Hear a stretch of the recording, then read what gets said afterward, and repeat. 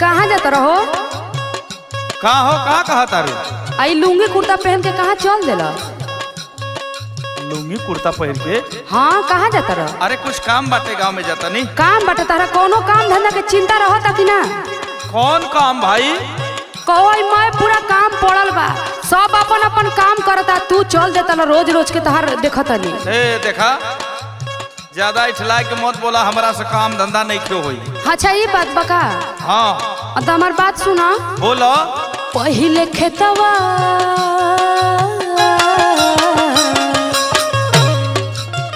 हो, पहिले खेतवा में धनवा रोपल पिया, घूमे कहाँ जाल पिया ना।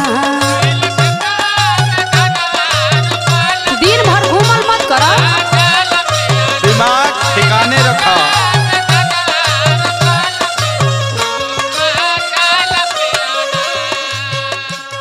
ए सुनो, का कहता रह? ज्यादा इतरा के मत बोला। इधर आके बोलता नहीं, हम ठीक कहता नहीं। यही तरह लुंगी कुर्ता झाड़ के हम घूमे, यही तरह खाई।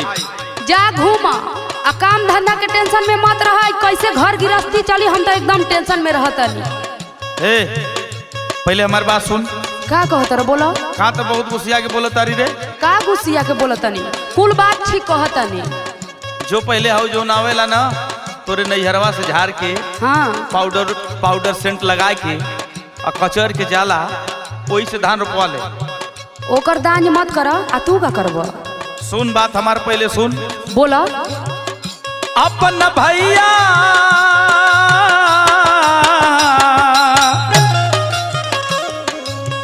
हो, अपन भैया के घरवा बोलाल धनी, धनवा रोपाल धनी ना।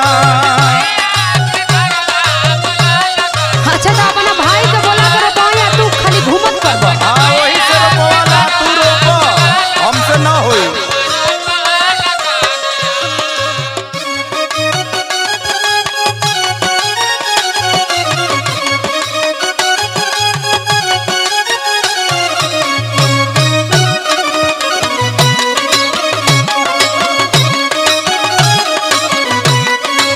ज्यादा बात न, हमसे काम धंधा ना हुई, न रोपनी हुई, जाके अपन करवा ले।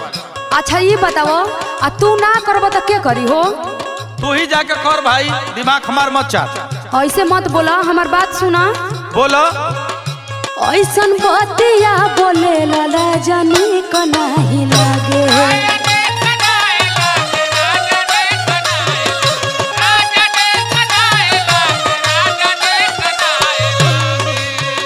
अच्छा हाँ हो, कहिला करे के काम तो तू लागेल भागे। बतावा, ऐसा नहीं आदमी होला?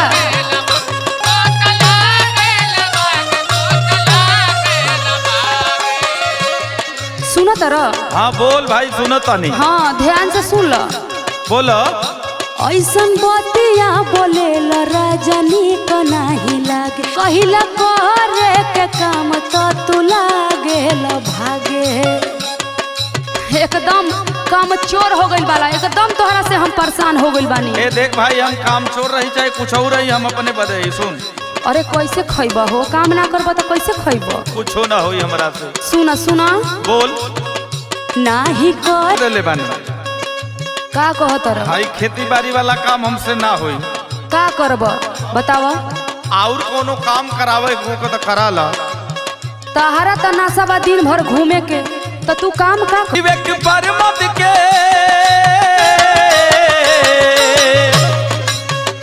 विवेक पर मत के बतिया। पहिले खेतवा में धनवा रोपल पी, घूमे कहाँ जाल पियाला। अपना भैया के घरवा बोलाल धनी, धनवा रोपाल धनी ना। पहिले खेतवा में धनवा रोपल पिया, घूमे कहाँ जाल पियाला। अपना भैया के घरवा बोलाल धनी, धनवा रोपाल धनी ना। जा घूम, तहरा कोनो काम के टेंशन नहीं खेता, घूमे न करब। यही तरह घूमब रहब खाई।